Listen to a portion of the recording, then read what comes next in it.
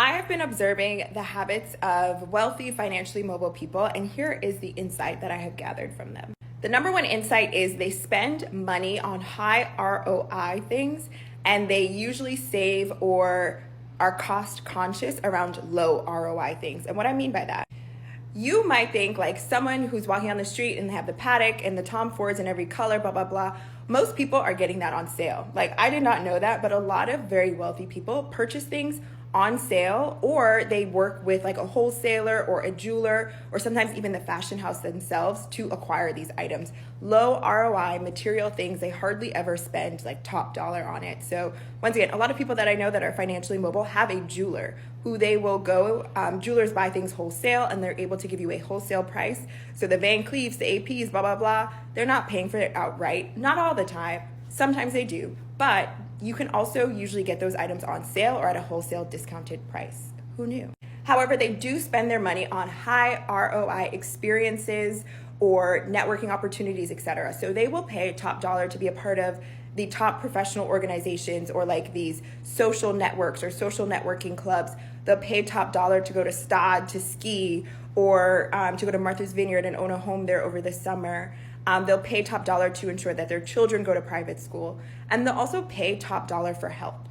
And what I mean by help could either be an executive coach where they can get insights, information, experiences from that can then beget more money for them so they're better at their career. Or they are paying top dollar for help in terms of they have a housekeeper, they have a chef, they have a personal assistant, etc. And what that does is give them the mental freedom and capacity to think of more ways to make money. So essentially, rich people, despite maybe external signals of money, sometimes that is coming at a discount, which is financially smart and solvent, and we should all do that. But what they choose to invest in are only things that will ultimately beget them more money in the future. A new quarter means new habits, so these are your rich girl habits for spring. One will help you save more money, one will help you organize your money, and one will help you make more money. And these are things that I'm working on myself to be the richest version of myself this year. One, every single week this spring, I want you to set up a money date for yourself where you track your spending, see how much money you have left over, and then use that leftover money to transfer into your savings or your investment accounts. At the end of the day, paying attention to your finances is a habit. You're not bad with money, you just haven't built the habit yet. Framing it more as a weekly money date where you're consistently checking in with your money and making sure you know where you're at with your finances. It helps you kind of romanticize it while making sure you're actually putting money toward your financial goals. Second, create your budget with your planner right next to you. It's the beginning of the month, so I want you to open up your planner, start filling out all of the things that you have coming up this month. Maybe you have a massage book, maybe it's the month that you have to take your dog to the vet. Also schedule in some social things, then map out in your budget how much those are going to cost you. When you're doing your budget, having your planner right next to you helps you be realistic and build your budget based on what's actually coming up. And third, make this the month that you actually execute on the thing that you've been saying that you want to start doing, and make sure you're doing it daily. I don't care if it's for 5 minutes a day, but every single day this spring, you need to execute. We spend so much time thinking, planning, rebranding, strategizing. And when we're doing that, all we're doing is procrastinating the thing that's actually going to move the needle to make us feel like we're making progress, even though we're not. I don't care if it's posting one video a day, applying to one job per day, doing one Instacart order per day. If you spend 30 minutes per day on something this spring, by the end of the quarter, you will have spent 2,700 minutes working toward your goal. These are the habits of every cool, ambitious, high-earning girl I've met in LA and New York City. Do these things and I immediately admire you. Number one is time blocking and planning their days the night before. Looking at someone's calendar immediately tells you everything about their priorities. If you fail to plan, you are planning to fail. Second thing is they do not consume content, they only create it. If you think your doom scrolling is just gonna stop, it's not, because there are billions of pieces of content out there. Just know that every minute you waste scrolling adds zero value into your life when you could be using those same minutes to put out your story onto the internet. Once I finally got over my fear of posting, literally just for 1 month of posting, I remember landing like a $50 deal for making a video about some meditation app. People that get mad at influencers cannot be mad because they're just playing the game. Like, you could be in the exact same position as them. Third thing is listening to house music. I don't know if this is just a New York City or LA thing, but everyone, especially people in tech, they like bump house music all the time. And then fourth thing is they treat failure as a good thing because they know that it means they're trying. Let's say two girls both have the goal of reaching 10,000 followers by the end of this year. Let's say these girls both had 5 posts and they all flopped with 100 views, except one of them quits because she doesn't think she'll ever get past that threshold. And the other girl who continues to post, on her 6th post, she gets 100,000 views. Cool girls will continue to show up and do whatever it takes because they are literally scared of not succeeding. if you're a girl who wants to quit the doom scrolling and lock in with me this October and hear more thoughts like this, make sure to give my page a follow. We're gonna do this together. You guys want to know some secrets about the billionaires and millionaires, ultra high net worth? Because I'm going to spill them. I used to work for them as a personal executive assistant, so let's get into it. These guys are relentless. So when they have a goal or they have a vision, they don't stop until they get to the very end, whether they have to pivot or whatever it is, but they are relentless. So in order for them to achieve all the goals that they want to, they pick their goal, and then they work backwards on how they're going to achieve it. And because they set themselves up with such high goals, they try to cancel out as much noise as they possibly can so that they can achieve these goals. They have large networks of people that they know, but their circle is very small. And most of the people that are in the circle, whether it's friends, family, whatever, usually they add some type of value to their life. All of their brains are impatient and efficient. So their time is the most valuable asset that they have. So they try to maximize everything so that they can use their time wisely on the things that they need to. When you talk to them and communicate them, they don't want fluff. They want clear, direct communication, and that's it. They don't need anything else. They function at a higher level than most humans, so they maximize their sleep, their health, their meals, so that they can function that way. And if those things get disrupted, it's not good because it's a trickle-down effect. So they have to be on all the time. Everything is categorized in their life, whether it's, travel, shopping, everything's time blocked. Everything is categorized in their taxes too, so they have specific write-offs. It's all very calculated and organized. One guy I worked for was a complete nightmare, and he had a very high turnover, but the rest of them had employees that typically were lifers, 20 years, 10 years, 15 years. They treat their employees very well because they don't want a high turnover, because it's privacy. Typically, when there's a problem or you did something wrong, they're not going to really get mad at you if you just take accountability for your actions and tell them like, hey, I messed up. They really just want to know what's wrong so that they can fix the problem.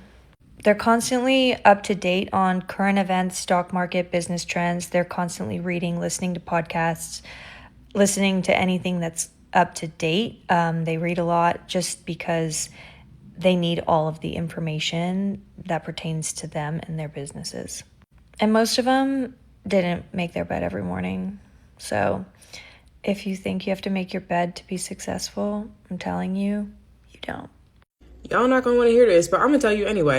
If you actually want to get ahead in life, you need to start talking to other people. You need to get out of your little bubble of your friends, and you need to start interacting with people that you have little to nothing in common with.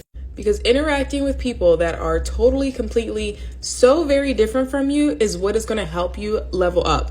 Which means you need to plant yourself in a different part of the city. You need to learn a new skill or learn about a new hobby or a sport or something. And yes, that may mean that you need to scroll on NASCAR F1 TikTok for a bit to learn something about it. Or maybe you go to a restaurant that you've never been to and sit by yourself at the bar and just talk to the person that's sitting next to you. Anytime I've been in an environment where I don't know a single person, I have not only used my obscure knowledge about some random topic, but I've also been able to learn things about other people and other things that I just don't know. Spending your Friday night at the club with the same people over and over again is going to keep you at the club on a Friday night. So if you actually want to be successful, you need to start meeting people that don't look like you, that don't have a similar background to you, and you need to start learning from them. And if you're watching this and thinking, oh, I can't do that, ask yourself this: would you rather be uncomfortable talking to someone for a few minutes that's brand new to you, or would you rather be uncomfortable for the rest of your life because you never actually put yourself out there? 3 things I've learned about rich people as a luxury real estate agent in New York City that I try to put into practice in my own life now. 1, negotiate everything. People with money are not out here just being like, well, I have this amount of money, so I can just spend this. I want it right now, whatever. They are always going to want to negotiate. Even if they have $1 million, tens of millions of dollars, hundreds of millions of dollars, they're going to want to negotiate something out of that because they also know that they can. And I think a lot of people who don't have as much money always just feel like, oh, I'm just going to pay the price. It is what it is. I can't negotiate, or I look like I don't have money because I'm not just paying the price, but that's not true. 2, when you have money, you can do what you want with it. You want to go and get a Birkin, you can go and get a Birkin. You would never get a Birkin, you can not have a Birkin. I've seen these bank accounts. Some of these people have lots and lots of money and are not dressing up crazy. They're not doing these things. Some of them like to really, buy a bigger house, or some of them really like to go out to a nice restaurant all the time, but they don't care how they dress. So I really never judge a person based on how they look to know if they have money or not, because you never, ever, ever know. 3, closed mouths don't get fed. I know we hear this all the time, but honestly, people with money will ask. Like, they will throw in a lowball offer. They will ask, hey, can I see this property at blah, blah, blah at night? Because, hey, what happens during this? What if we did this type of deal? They're not afraid to ask some crazy requests because they know that there's a possibility that they can get it. And I think a lot of people want to ask, but then they don't. But seriously, I've seen some crazy things people have asked me to ask for them, and I've been like, I don't know. But I ask them, and sometimes they get it, y'all. So closed mouths don't get fed. There is no bigger flex than a woman who has her finances figured out. So here are 3 rich girl habits as a 27-year-old who grew up super middle class, but now has multiple 6 figures invested. Number 1, I don't spend money to look rich, but I use it to maximize my time. I see no reason to buy a luxury bag when I can have a private cook come once a week and cook a week's worth of food for me so that all I have to think about is breakfast. Between cooking and cleaning, she easily saves me like 6 to 8 hours a week, which is time that I get back to work out, spend time with my friends, work on my business, or literally just rest. Number 2, I do a weekly money check-in so nothing sneaks up on me. Every single Sunday, I spend an hour looking through all of my accounts, checking what I spent, what I got charged for, what money came in. Number 3, I return everything. Like, I don't care if it was $10 from Amazon. That shit adds up. Also, if you were too late and the return window is closed, you need to call customer service and ask them to extend it. And if they say no, you ask to speak to the manager. Like, rules are meant to be broken. Anyway, I have a lot more habits like this, so if you're also trying to build wealth, follow along. One thing my millionaire mentor taught me, which has set me apart from 99% of people my age. Most people don't fail because they're lazy. They fail because they're distracted. They often have too many things they want to accomplish all at once, and they think that doing more will get them ahead. But the truth is, in order to pick up something, you need to put something down. You can be great at one thing while maintaining an acceptable standard in all other areas. And once you've gotten great, then you can move on to accomplishing the next goal. So you can become anything you want. You can't become all you want all at once. The biggest realization is you only have one 100% of you. So that means progress isn't just doing more, it's about doing things better. Okay, Rich Girl Habits 101. If you want to look rich, act rich, and actually become rich, it's going to start with your habits before a number in your bank account. First, rich girls make themselves a priority, aka they pay themselves first. Investments, savings, retirements. They understand the value of taking care of their future self. Not only that, they automate their money. They understand that wandering money disappears. They assign every dollar a job. 2, they understand that their appearance is their business card.